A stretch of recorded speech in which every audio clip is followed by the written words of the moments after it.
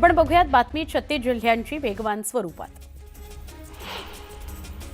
पिंपरी चिंचवडमधील भाजप कार्यकर्त्यांनी वाहतूक कोंडीमध्ये अडकलेल्यांना मदत पोहोचवली। पिण्याचं पाणी, खाण्याच्या वस्तूंचं वाटप करण्यात आलं। दरम्यान वाहतूक कोंडी सुटण्याकरता आणखी वेळ लागणार असल्यानं प्रशासनानं तातडीने अन्न आणि पाण्याची सोय करण्याची मागणी करण्यात आली। वाहतूक कोंडीमध्ये अडकलेल्या प्रवाशांना एकत्र करत हास्य जत्रा भरवण्यात आली। कठीण प्रसंगी खचून न जाता चेहऱ्यावर हास्य आणण्याचा प्रयत्न करण्यात आला। ज्येष्ठ नागरिक दिगंबर फडणवीस यांनी प्रवाशांना हसवलं। 25 तासांनंतर पुणे मुंबई एक्सप्रेसवेवरील वाहतूक धीम्या गतीने सुरू झाली। उर्से टोल नाक्यावरील वाहने शिस्तीने मुंबईच्या दिशेने रवाना होऊ लागली। मी दिलेलं कधी बोलून दाखवत नाही असं वक्तव्य उपमुख्यमंत्री एकनाथ शिंदे यांनी केलं। लोहातील प्रचार सभेमध्ये त्यांनी हे वक्तव्य केलं। दरम्यान शिंदेंचा रोख कुणाकडे याची जोरदार चर्चा आहे। अनावधानानं नाव येतच कसं, राष्ट्रवादी काँग्रेसच्या अध्यक्षांच्या नावावरून मंत्री भरत गोगावले यांनी सवाल केला। अद्याप दादांच्या निधनाला 12 दिवस सुद्धा झालेले नाहीत तरी सगळ्या पदांवर नियुक्ती सुरू असल्याचं ते म्हणाले। सोमनाथ सूर्यवंशी मृत्यू प्रकरणाची उद्या पुन्हा सुनावणी होणार आहे। 1996 बीएनएस कायदा पूर्ण केल्याशिवाय न्याय मिळणार नसल्याचं प्रकाश आंबेडकरांनी म्हटलं, तर 1996 बीएनएस हा कायदा अपूर्ण असल्याचंही ते म्हणाले। मुंबई अहमदाबाद बुलेट ट्रेन प्रकल्पामध्ये एक मोठा आणि महत्त्वाचा टप्पा पूर्ण झाला। पालघरमधील दुसऱ्या माउंटन टनेलचं ब्रेकथ्रू पूर्ण झालं। याआधी 2 जानेवारीला पहिल्या बोगद्याचं ब्रेकथ्रू पूर्ण झालेलं होतं। या बोगद्यांचं काम न्यू ऑस्ट्रियन टनेलिंग मेथड या पद्धतीनं केलं जात आहे। दोन्ही टोकांवर अत्याधुनिक ड्रिल आणि नियंत्रित स्फोटकांचा वापर करून 12 महिन्यांमध्ये हे खोदकाम पूर्ण झालेलं आहे। आता बोगद्यातील आतील कामं सुरू करण्यात येणार आहेत। उल्हासनगर शहरातील कॅम्प 5 परिसरामध्ये असलेल्या कैलास कॉलनीमध्ये पाण्याची पाईपलाईन फुटली। रस्त्याचं खोदकाम सुरू असताना ही पाईपलाईन फुटली, त्यामुळे हजारो लिटर पाणी वाया गेलं। रस्त्यावर पाणी साचल्यामुळे वाहन चालकांना नाहक त्रास सहन करावा लागतोय। आता सविस्तर बातमी बघूया। मोठी बातमी आहे चंद्रपुरातून। चंद्रपुरामध्ये महापौर आणि उपमहापौर पदाची उमेदवारी देताना भाजपनं समन्वय साधण्याचा प्रयत्न केलाय। महापौर पदाकरता भाजपकडून संगीता खांडेकर यांना उमेदवारी देण्यात आली आहे, तर उपमहापौर पदाकरता ज्येष्ठ नगरसेवक संजय कंसरलावार यांना भाजपकडून उमेदवारी जाहीर झालेली आहे। प्रदेशाध्यक्ष रवींद्र चव्हाण यांच्याकडून दोन्ही नावांचं पत्र जारी करण्यात आलं। विशेष म्हणजे संगीता खांडेकर या भाजप नेते सुधीर मुनगंटीवार यांच्या समर्थक तर आहेतच, तर संजय कंसरलावार भाजप आमदार किशोर जोरगेवार यांचे समर्थक आहेत।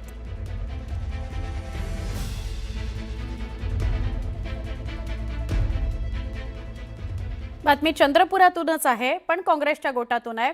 विजय वडेट्टीवार गटाच्या नगरसेवकांनी विभागीय आयुक्तांविरोधात मुंबई हायकोर्टाच्या नागपूर खंडपीठात याचिका दाखल केली आहे। नागपूर विभागीय आयुक्तांनी विजय वडेट्टीवार गटाच्या नगरसेवकांच्या गट नोंदणीबाबत काही त्रुटी दाखवल्या आणि त्रुटींची पूर्तता करण्याचे निर्देश दिले होते, पण या निर्देशांविरोधात वडेट्टीवार गटाच्या नगरसेवकांनी हायकोर्टात विभागीय आयुक्तांविरोधात याचिका दाखल केलेली आहे। याचिकेवर 19 फेब्रुवारीला सुनावणी होणार आहे। या याचिकेची आणि सुनावणीची 10 फेब्रुवारीला होणाऱ्या चंद्रपूर महापालिकेच्या महापौर निवडीवर त्याचा परिणाम होतो का नाही याबाबत मात्र संभ्रम आहे। गट नोंदणी न झालेले काँग्रेसचे 27 आणि बसपाचा 1 नगरसेवक यांच्यावर मतदानाकरता व्हीप लागू होणार का याबाबत देखील साशंकता आहे। व्हीप लागू न झाल्यास हे 28 नगरसेवक महापौर निवडणुकीमध्ये कुणालाही मतदान करू शकणार नाहीत। एका बाजूला भाजपचे प्रदेशाध्यक्ष रवींद्र चव्हाण यांनी थोडासा स्मार्टनेस दाखवलाय। किशोर जोरगेवार आणि मुनगंटीवार यांच्यात वाद होऊ नये म्हणून भाजपच्या गोटातून महापौर उपमहापौर निवडताना किंवा त्यांची नावं समोर करताना खबरदारी घेतली गेली आहे। दुसरीकडे काँग्रेसच्या गोटात मात्र अजूनही वाद बघायला मिळत आहेत।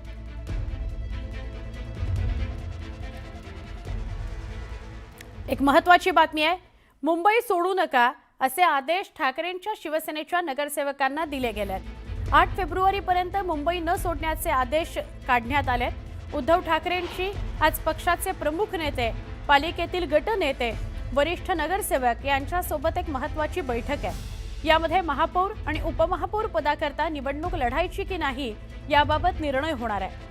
निवडणूक लढवायला हवी असं अनेकांचं मत आहे, म्हणून ही बैठक बोलवण्यात आलेली आहे.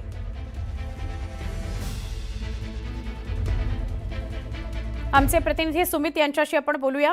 सुमित, काय अधिक माहिती मिळतेय? उबाठा निवडणूक लढवेल न लढवेल अशा चर्चा समोर येत आहेत.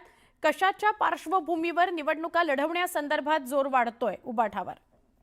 खरं तर जरी बहुमत भाजपाकडे असलं किंवा शिवसेना आणि भाजपकडे असलं तरीही प्रत्येक वेळेला बिनविरोध निवडणूक होत नाही. त्या वेळेला प्रत्येक पक्षानं आपापले उमेदवार दिले होते आणि तीच भूमिका आता विरोधात बसणाऱ्या शिवसेना उद्धव बाळासाहेब ठाकरे पक्षानेही घेतली आहे. म्हणून त्यांनी आज 12 वाजता बैठक बोलावली. मातोश्रीवर सगळ्या नगरसेवकांना या बैठकीत बोलवलेलं आहे. दुसरं, अंगणेवाडीची जत्रा आहे 9 तारखेला, म्हणून बरेच नगरसेवक जे कोकणातून आहेत ते कोकणामध्ये अंगणेवाडीच्या जत्रेसाठी जात असतात. 9 तारखेची ती जत्रा असल्यामुळे 8 तारखेपर्यंत मात्र मुंबई कोणीही सोडू नये असे आदेश उद्धव ठाकरेंनी दिलेत आणि त्यासाठीच आजची ही महत्वाची बैठक. आणि या बैठकीत महापौर पदासाठी निवडणूक लढवायची की नाही याची सगळी चर्चा केली जाणार आहे. नक्की, धन्यवाद माहिती दिल्याबद्दल सुमित. बातमी छत्तीस जिल्ह्यांची. जिल्हा परिषद आणि पंचायत समिती निवडणुकीकरता सुरू असलेला प्रचार आज थंडावणार आहे. रात्री 10 वाजल्यानंतर कोणत्याही जाहीर सभा आणि प्रचार करता येणार नाहीये. त्यामुळे सगळ्याच उमेदवार आज जोरदार शक्तीप्रदर्शन करताना बघायला मिळणार आहे. राज्याचे दिवंगत उपमुख्यमंत्री अजित पवार यांना बारामतीत आदरांजली अर्पण करण्यात आली. महाराष्ट्राच्या कानाकोपऱ्यातून पदाधिकारी, कार्यकर्ते तसंच दादांवर प्रेम करणारे असंख्य नागरिक बारामती इथल्या सहयोग निवासस्थानी उपस्थित होते. यावेळी पवार कुटुंबियांनी उपस्थित मान्यवरांच्या भेटी घेत त्यांच्या प्रति सहवेदना स्वीकारल्या. महापौर उपमहापौरांची निवड होण्यापूर्वीच महापालिकेकडून करोडोंची उधळपट्टी करण्यात येते. 2.5 कोटी खर्चून 13 SUV कार्स खरेदी केल्या जाणार आहेत. नवी मुंबई महापालिकेमध्ये भाजपनं मोठी खबरदारी घेतली आहे. महापौर पदाच्या निवडणुकीआधी सगळ्या नगरसेवकांना सुरक्षित स्थळी हलवण्यात आलेलं आहे. राष्ट्रवादी काँग्रेसच्या विलिनीकरणाच्या चर्चांना उधाण आलं होतं. सहयोग निवासस्थानी शरद पवार आणि सुनेत्रा पवारांमध्ये महत्वाची चर्चा झाल्याचं कळत आहे. जिवंत असेपर्यंत कोकणावरच लक्ष असल्याचं वक्तव्य रामदास कदमांनी केलं, तर विकास आणि रोजगार हाच अजेंडा असल्याचं ते म्हणाले. मुंबईत क्रांती दिनाचं औचित्य साधत अखिल भारतीय सफाई मजदूर काँग्रेस युनियनतर्फे कामगार मेळाव्याचं आयोजन करण्यात आलं. या मेळाव्यात दिवंगत उपमुख्यमंत्री अजित पवार यांना श्रद्धांजली अर्पण करण्यात आली. 3 फेब्रुवारी 2026ला महामुंबई मेट्रोनं 70% कागदविरहित तिकीट प्रणालीचा यशस्वी टप्पा गाठला.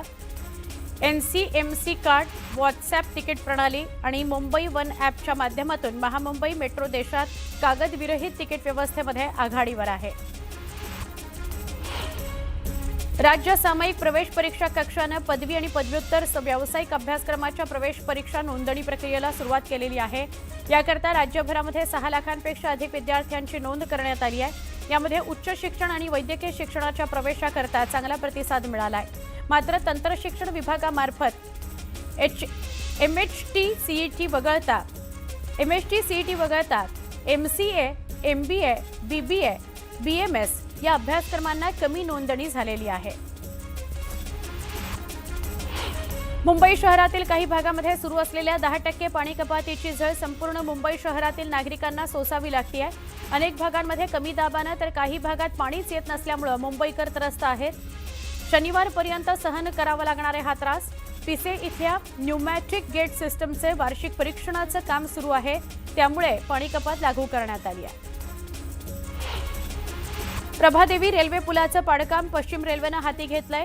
आतापर्यंत पुलाच्या स्पॅन 3चं पाडकाम पूर्ण झालंय. त्यात 7 पॅनल आणि 2 गर्डर पूर्णपणे हटवले गेले. त्याकरता 22 तासांचा ब्लॉक घेतला गेलाय. रेल्वे वाहतुकीवर कमीत कमी परिणाम होईल अशा पद्धतीनं नियोजन करून हे काम करण्यात येत आहे. पश्चिम रेल्वेच्या हद्दीतील पूल मार्चपर्यंत पूर्णपणे पाडण्याचं लक्ष्य आहे. दुसरीकडे मध्य रेल्वेचे ब्लॉक अजून ठरत नसल्यानं त्यांच्या हद्दीतील कामाला सुरुवात झालेली नाही. प्रभादेवी पुलाचं पाडकाम करून तिथे दुमजली पूल उभारण्याचा प्रकल्प MMRDAनं हाती घेतलेला आहे. राज्यातील 1164 शाळांमध्ये मुलींकरता स्वतंत्र प्रसाधनगृहाची सोय नसल्याचं आणि 3328 शाळांमध्ये वीजही नसल्याचं भीषण वास्तव शिक्षण विभागाच्या सांख्यिकी अहवालातून समोर आलंय. मुंबई, गोंदिया, कोल्हापूर, सातारा आणि ठाणे या जिल्ह्यांमध्ये मात्र मुलींकरता स्वतंत्र प्रसाधनगृहांची 100% सुविधा आहे. मुलींकरता स्वतंत्र प्रसाधनगृह नसलेल्या शाळांमध्ये 1043 शासकीय, 64 खासगी अनुदानित आणि 20 खासगी विना अनुदानित 37 सेल्फ फायनान्स शाळांचा समावेश आहे. लाडकी बहीण योजनेचं नाव बदलण्यासंदर्भात कुठलाही प्रस्ताव आलेला नाही असं वक्तव्य परिवहन मंत्री प्रताप सरनाईकांनी केलंय. मुख्यमंत्र्यांकडून या योजनेचं नाव बदलण्यात येणार असल्याच्या चर्चा सुरू होत्या. त्यानंतर प्रताप सरनाईकांनी हे विधान केलं. समृद्धी महामार्गावर हायवे ट्रॅफिक मॅनेजमेंट सिस्टम अंतर्गत गॅन्ट्री बसवण्याचं काम आता वाशिम आणि बुलडाणा जिल्ह्यात सुरू झालेलं आहे. या कामांकरता 7 फेब्रुवारी ते 23 फेब्रुवारी या कालावधीमध्ये 35 टप्प्यांमध्ये वाहतूक ब्लॉक घेतले जाणार आहेत. या काळात महामार्गावरील संबंधित वाहनावरील वाहतूक दररोज 45 ते 60 मिनिटांकरता पूर्णतः थांबवण्यात येणार आहे. मुंबईतील पूर्व उपनगरातील कांजूर डम्पिंग ग्राउंडच्या दुर्गंधीवर सुगंधी उतारा शोधण्याकरता आता तज्ज्ञांची समिती लखनौ शहराचा दौरा करणार आहे. त्याचबरोबर कांजूर डम्पिंग शिवाय अन्य कोणताही पर्याय मुंबई महापालिका प्रशासनापुढे नाही, हेही स्पष्ट झालेलं आहे. 24 फेब्रुवारीला न्यायालयामध्ये पुढील सुनावणी होणार आहे. त्यापूर्वी न्यायालयामध्ये काहीतरी ठोस पर्याय सादर करण्याकरता पालिकेची धावपळ सुरू असल्याचं समजतं आहे. एक मोठी बातमी आहे. मुंबईच्या उपमहापौर पदावर सुद्धा भाजप दावा करणार आहे असं कळतंय. मुंबई महापालिकेत मोठा ट्विस्ट येताना दिसतोय. महापौर पदानंतर आता भाजपचा उपमहापौर पदावर सुद्धा डोळा आहे असं कळतंय. मुंबईत भाजपला महापौर पदासोबत उपमहापौर पद सुद्धा हवं असल्याची सूत्रांची माहिती आहे. ठाणे, कल्याण, डोंबिवली आणि उल्हासनगर पालिकेत शिवसेनेला महापौर पद सोडल्यानं भाजपला मुंबईत उपमहापौर पदासोबत उपमहापौर पद सुद्धा आणि स्थायी समितीचं अध्यक्षपद सुद्धा हवं असल्याची माहिती मिळते. मुंबईत भाजपचे सर्वाधिक नगरसेवक निवडून आल्यानं भाजपचा 3ही पदांवर डोळा आहे अशी माहिती भाजपच्या वरिष्ठ नेत्यांनी दिली आहे. मुख्यमंत्री आणि उपमुख्यमंत्री एकनाथ शिंदे यांच्या बैठकीत अंतिम निर्णय होईल असं कळतंय.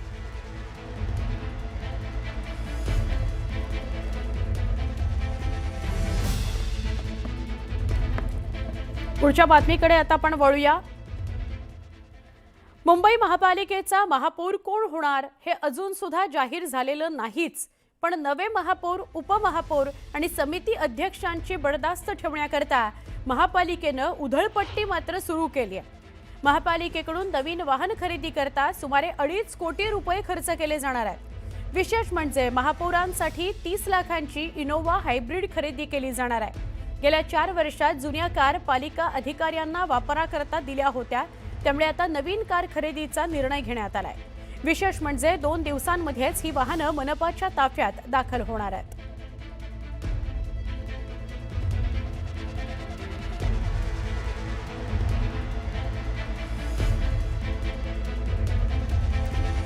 नेमकं काय प्रकरण आहे, ही वाहन खरेदी संदर्भातली अपडेट काय आहे ते आपण सविस्तरपणे बघूयात.